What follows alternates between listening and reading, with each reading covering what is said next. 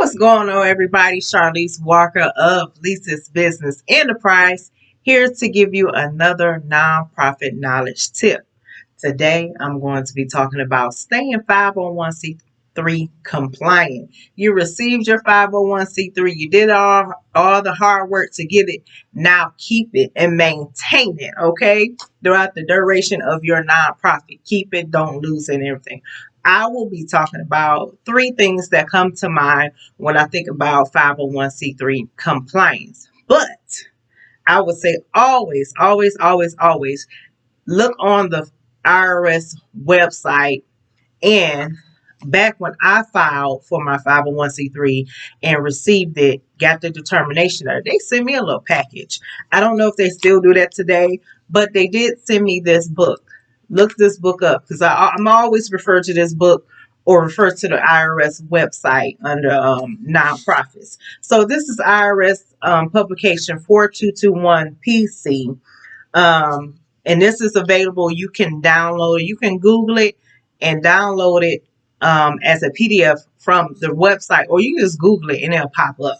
IRS Publication 4221. And I always keep these. These are two things that I keep. These are like my IRS compliance Bibles, my charitable contributions. This is publication 1771.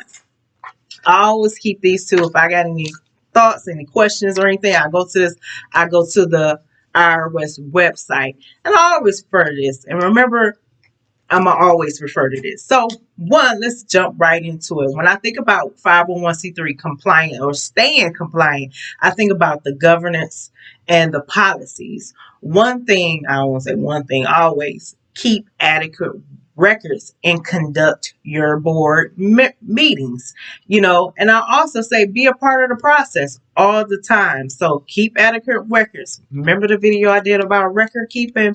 Go back to that one. Conduct your board meetings.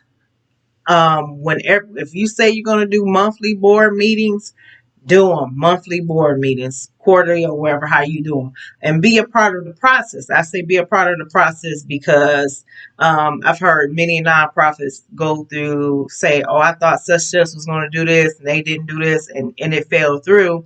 You don't have to be a part process of every single step, but I would say always get updates, always do your checks and balances and things like that.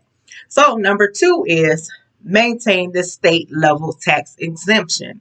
So you already got the federal exemption from the IRS, right? Go ahead and get the state level exemption too, because here I would say, just an example for on my only two resources in Michigan and Texas. When I was in Michigan, I had to pay like a fee to say, hey, I'm still running my nonprofit. I forgot, I think it was still low for a nonprofit. I think it was $25 a year just to keep the compliant level with the state. Here in Texas is you do have to file with the state of Texas, saying you're nonprofit, but then when you get the 501c3, send it to them because they want to see that you're not taxes exemption status. Send it to them so they won't charge you a business tax. And then you have to go, they will request some information every 4 years. So whatever your state does, follow by that so you won't lose anything on either end. Number 3 is complete organizational financial requirement. This is number 1.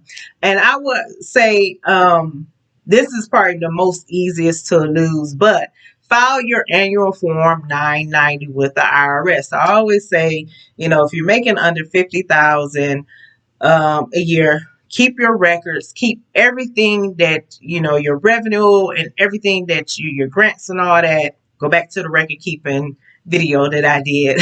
But if you're making under $50,000, literally, it's just when you go file, it's just a click of a button. You put on your information and everything, and that's it. But if you're making over, I think the requirements are that you might have to get audits, but you have to put where the money is going and stuff like that. So be compliant.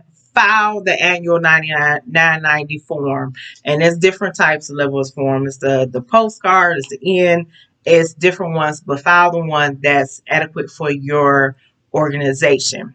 And then I would say, and I pulled this information directly from the IRS website because they have a document on there like how to lose your tax exempt status without really trying to, right?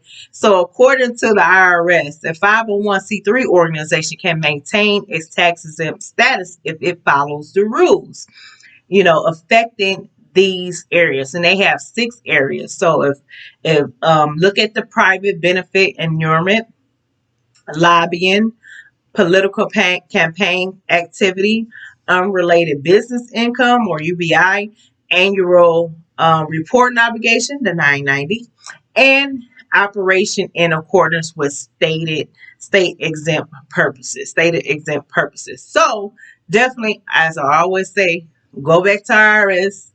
Believe everything I'm saying, but don't believe he, she, they, them, or her. Always go to the IRS to see how you're complying and everything, and make sure you download publications 1771 and 4221 for your records. Keep them close at hand and bookmark the IRS website. All right. Thank you.